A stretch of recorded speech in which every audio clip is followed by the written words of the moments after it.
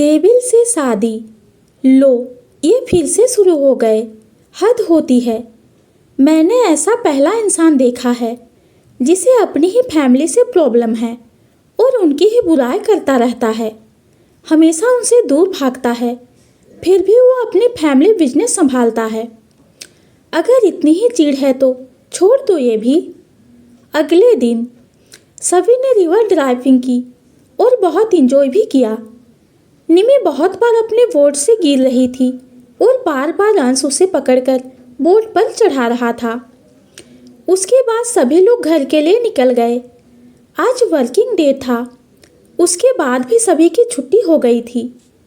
अंश घर पहुंचकर सीधा अपने रूम में गया। निमी भी उसके पीछे जा रही थी। तभी उसके पास एक मेड आकर बोली, मैम, आपके लिए गिफ्ट आया है। ये सुनकर निमी सोच में पड़ गई कि कौन उसे गिफ्ट भेज सकता है। तभी उसे ऑफिस में आया हुआ 99 रोसेस का बुके याद आ गया। निमी अपने मन में बोली, क्या ये वही है? नहीं, उसे कैसे पता चलेगा कि मैं मित्तल हाउस में रहती हूँ? तो फिर ये कौन हो सकता है? निमी अपने ख्यालों में डूबी ही थी कि तभी वो मेड आकर बोली, मैम ये लीजिए। निमी उस बॉक्स को देखने लगी जो उस मेड के हाथों में थी। फिर कुछ सोचकर उसने उसे ले लिया और मिता के रूम में जाकर उससे बोली, मिता ये देख, किसी ने मुझे गिफ्ट भेजा है। मिता बोली, तो खोलकर देख क्या है और किसने भेजा है? निमी बोली, आई हैव ए डाउट, कहीं ये उसी ने तो नहीं भेजा ना जिसने ऑफिस में फ्लावर भेजा था? मिता बोली, तू ज़्यादा सोच रही है, पहले इसे खोल तो सही। ये सुनकर निमी ने उस बॉक्स को ओपन किया और देखा तो उसमें एक बॉक्सिंग ग्लव्स था और साथ ही उसमें एक कार्ड भी था। वो उस कार्ड को उठाकर देखने लगी तो उसमें हर्ष का नाम लिखा था। ये देखकर निमी मिता से बोली, इसे तो मिस्टर दीवान ने भेजा है। मिता गुस्से से बोली, मैंने कहा था ना, ये हर्ष जितना सीधा दिखता है उतना है नहीं। देखा, उसने ये भी पता लगवा लिया कि तू कहाँ रहती है। आई एम श्योर उसे ये भी पता होगा कि मैं अंश मित्तल की बहन हूँ। मिता को गुस्से में देख निमी उसे शांत कराते हुए बोली, मिता शांत हो जा। ऐसा भी तो हो सकता है कि मिस्टर दीवान ने यह ग्लव्स किसी शॉप पर देखा हो और उन्हें अच्छा लगा हो तो उन्होंने मुझे गिफ्ट कर दिया, या फिर ऑनलाइन देखा हो। कोई और भी पॉसिबिलिटी हो सकती है। तो क्यों बार बार उन पर शक करने लग जाती है? मिता गुस्से से बोली, रियली मुझे तो समझ ही नहीं आ रहा है निमी कि तेरी अकल कहाँ घास चरने गई है जो तुझे इतनी सी बात दिखाई नहीं दे रही है। अगर तुझे ऐसे उस आदमी की तरफदारी करनी है तो उसका जिक्र भी मेरे सामने मत किया कर। पता नहीं क्यों, पर मुझे वो बिल्कुल पसंद नहीं है। निमी बोली, अच्छा बाबा ठीक है, तू चिल कर, अब मैं अपने रूम में जा रही हूँ। ये बोलकर निमी वहाँ से चली गई। माला के रूम में माला अपने रूम में बैठकर सारी पिक्चर्स देख रही थी। इस वक्त वो अपने और पंकज के फिक्स को जूम करके देख रही थी जिसमें वो दोनों काफ़ी करीब थे। उसने तो कभी ये सोचा नहीं था कि वो उसकी लाइफ में ऐसे आ जाएगा और आज उसके लिए इतना ज़्यादा इम्पोर्टेंट भी हो जाएगा। पंकज करीब 10 सालों से अंश के साथ था और 5 सालों से उसका असिस्टेंट रहा। वो अक्सर काम के सिलसिले में आता जाता रहा, लेकिन कभी भी माला ने उसे ज़्यादा गौर से नहीं देखा था। उस वक्त माला ने कभी ये नहीं सोचा था कि ये आगे चलकर उसका हस्बैंड बन जाएगा और आज वो इस तरह से उसके लिए फील करेगी। सच में किस्मत कब कहाँ कैसे पलट जाए कुछ कहा नहीं जा सकता। माला अपने ही ख्यालों में खोई हुई थी। तभी पंकज रूम में आया। ये देखो उसके पास गया।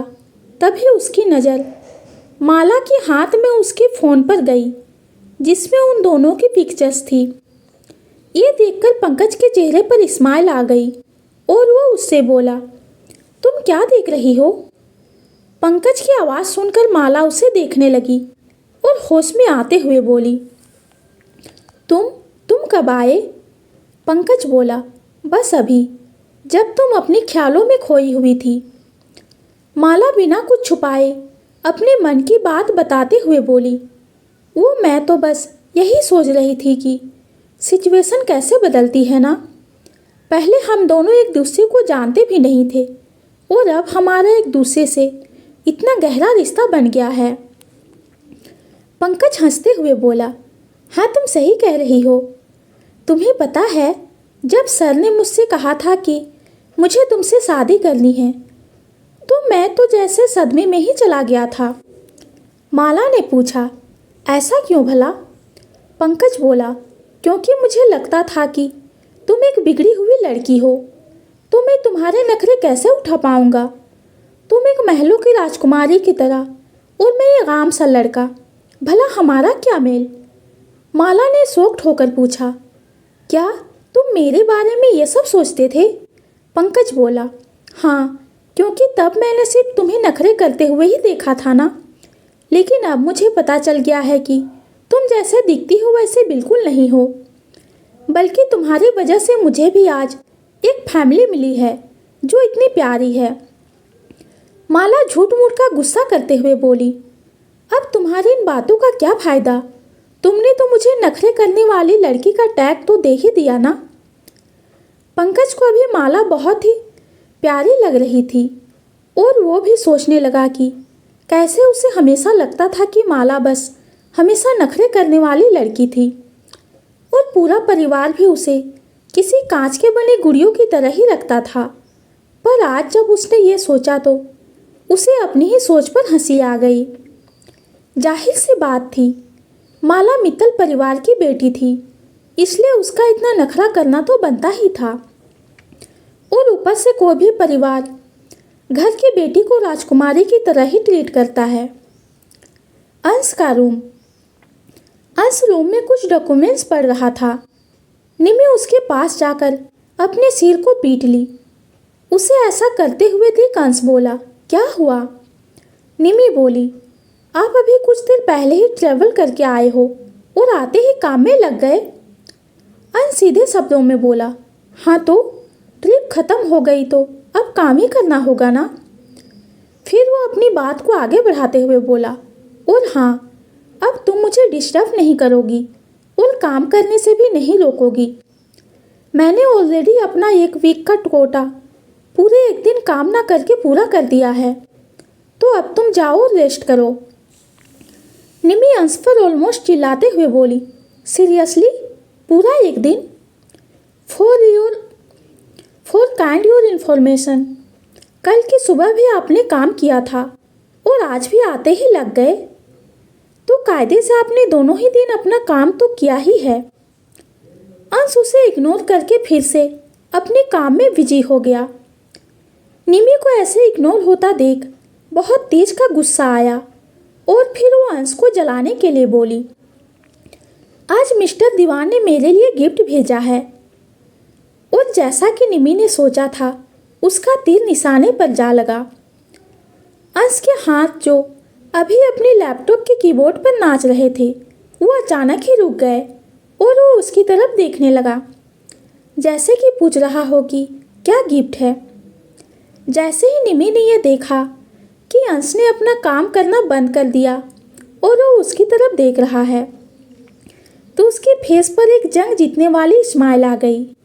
फिर वो अपने बॉक्सिंग ग्लव्स को दिखाते हुए बोली, ये दिया है मिस्टर दीवान ने, ये कितना अच्छा है ना, मुझे तो ये बहुत ज़्यादा ही पसंद आया है और मैं तो अब इसे ही अपनी प्रैक्टिस के टाइम पहनूंगी। अरे नहीं नहीं, प्रैक्टिस टाइम पहनूंगी तो ये ख़राब भी हो सकते हैं, मैं सीधा उन्हें अपने मैच में पहनूंगी। आई एम श्योर कि ये मेरे लिए लकी साबित होंगे।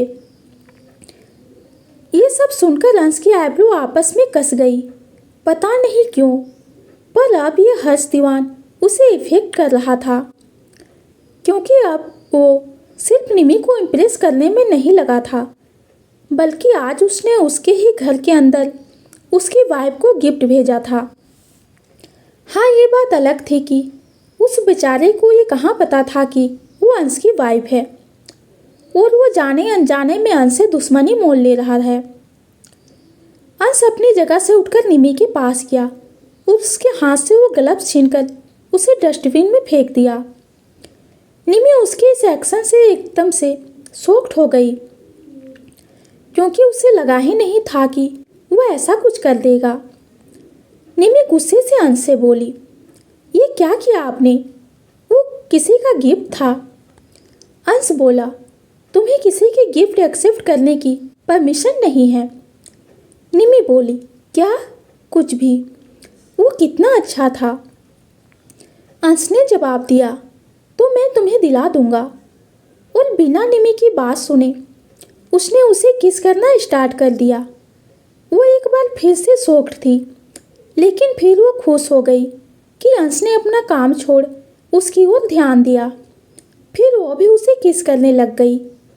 सुबह का वक्त, निमी की नींद खुली और उसने खुद को अंश की बाहों में पाया तो उसे रात की सारी बातें याद आने लगी कि कैसे अंश एक गिफ्ट से जेलस हो गया और फिर उसे किस कर और एक दूसरे को प्यार करना याद आ गया।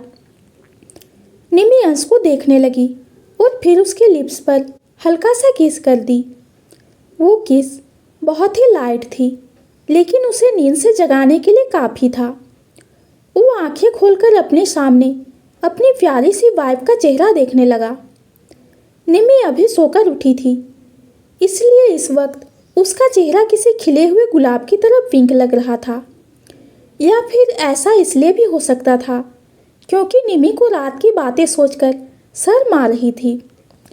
अंश उसे ऐसे देखकर स्माइल करते हुए बोला, गुड मॉर्निंग। फिर उसने टेबल पर रखे अपने फ़ोन में टाइम चेक किया, जिसमें अभी सुबह के 8 बज रहे थे। अंश वैसे तो सुबह बहुत जल्दी उठ जाता था, लेकिन कल रात वो बहुत देर से सोने की वजह से सुबह उठने में लेट हो गया। अंश बेड से उठा और साथ में वो निमी को भी अपनी गोद में उठा लिया। उसे ऐसा करते देख निमी हड़बड़ाकर बोली, हे, आप मुझे अपने साथ क्यों ले जा रहे हो? मुझे थोड़ी देर और सोना है। अंश अपनी एक आईब्रो उठाकर बोला, सीरियसली? सुबह के 8 बज रहे हैं। अगर तुम और सोओगी तो कॉलेज के लिए लेट हो जाओगी। और निमी को ले जाकर बाथटब में डाल दिया।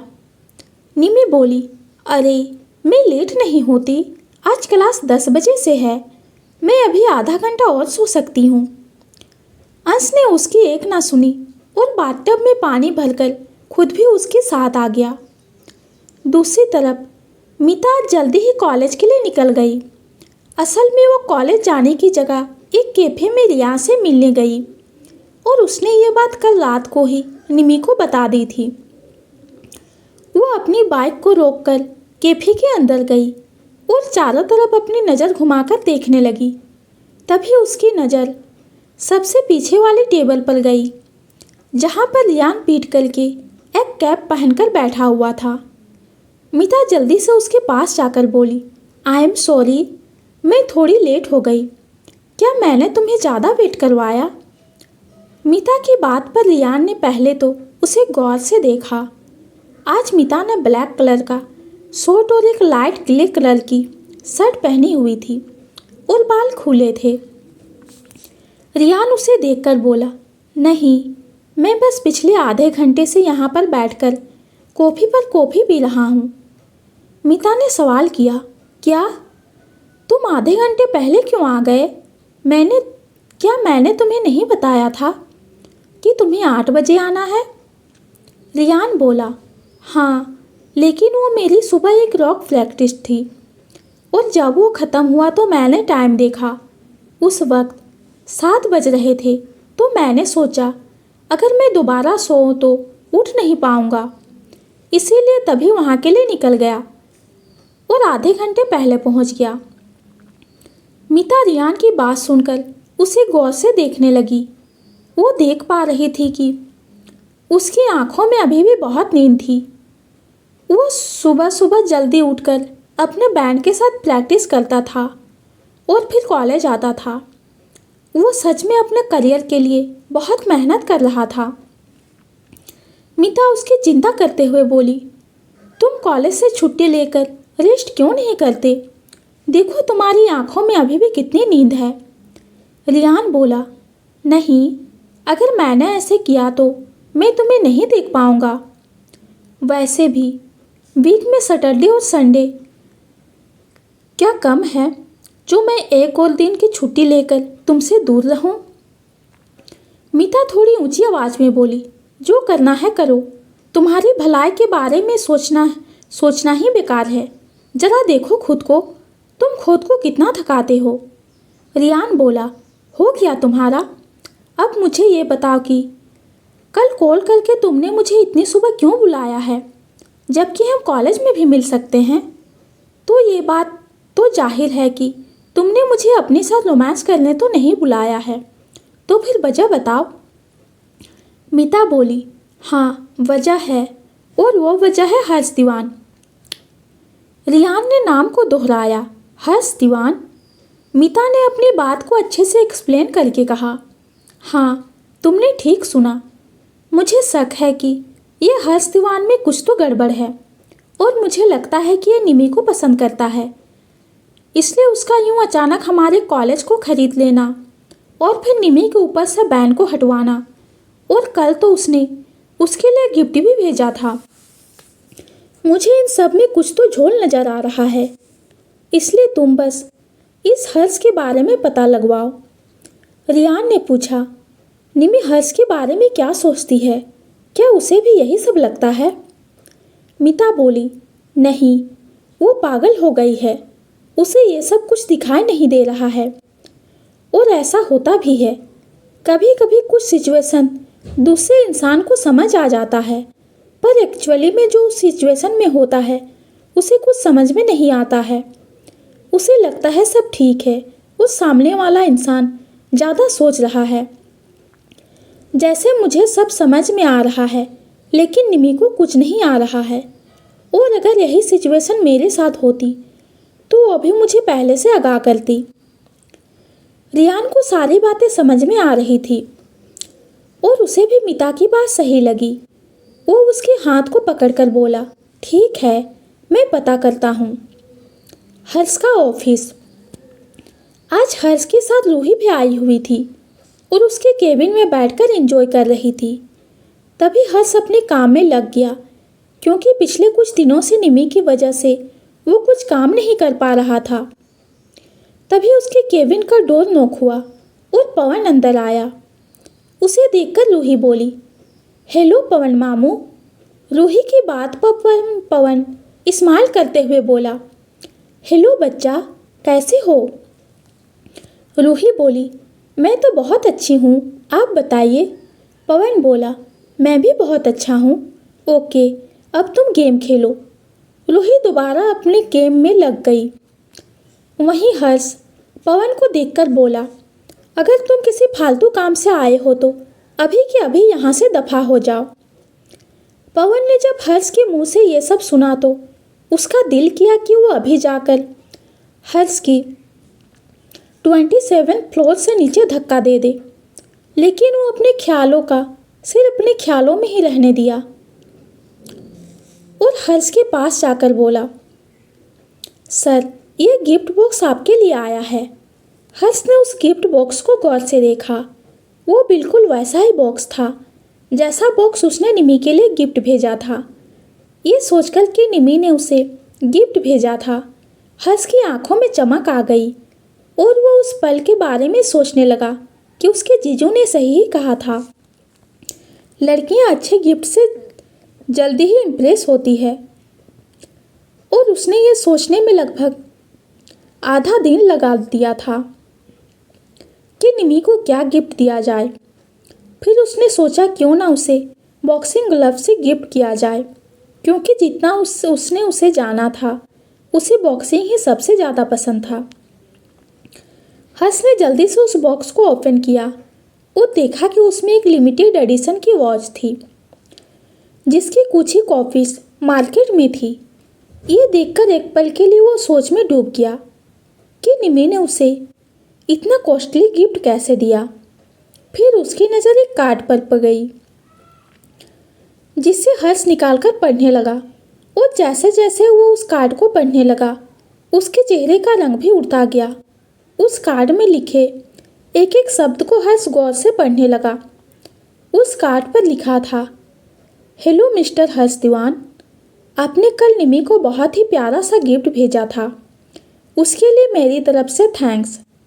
उसे देख मेरी निमी बहुत खुश थी और उसकी खुशी का कारण आपका दिया हुआ गिफ्ट था, जिसकी वजह से मुझे उसके हंसते हुए चेहरे को देखने का मौका मिला। तो मैंने सोचा क्यों ना आपका शुक्रिया मैं ही करूं। इसलिए मैंने आपके लिए एक छोटा सा गिफ्ट भेजा है। उम्मीद करता हूं कि आप इसे एक्सेप्ट करेंगे। वैसे ये पढ़ते हुए आप मेरे बारे में ज़रूर जानना चाहेंगे, तो अभी के लिए आप इतना ही जान लीजिए कि मैं निमी का बॉयफ्रेंड हूँ। निमी का बॉयफ्रेंड और मेरी निमी, इन शब्दों पर हर्ष की नज़र बार बार जा रही थी। ऐसा लग रहा था कि ये लेटर थैंक यू लेटर ना होकर एक चेतावनी भरा लेटर हो, जो ये बता रही थी कि निमी सिर्फ उस आदमी की थी जिसने ये लेटर लिखा था। उसे शक तो पहले से ही था। जब उसने निमी के नेक पर लव बाइट देखे थे, पर कोई भी प्रूफ न मिल पाने की वजह से उसे लगा कि वो सिर्फ एक मिसअंडरस्टैंडिंग थी। लेकिन आज क्या हुआ, किसी ने खुलेआम ही ये बता दिया कि वो निमी का बॉयफ्रेंड था और गिफ्ट को देखकर साफ समझ आ रहा था कि वो कोई आम इंसान नहीं था। वो कौन हो सकता था? ऐसे कई सवाल इस वक्त हर्ष के मन में चल रहे थे। तो दोस्तों, ये इंसान कौन हो सकता है, ये जानेंगे हम अगली वीडियो में। और आज की वीडियो आप सबको कैसी लगी कमेंट में ज़रूर बताइए। कहानी पसंद आती है तो चैनल को लाइक और सब्सक्राइब कीजिए। कहानी सुनने के लिए आपका बहुत बहुत धन्यवाद।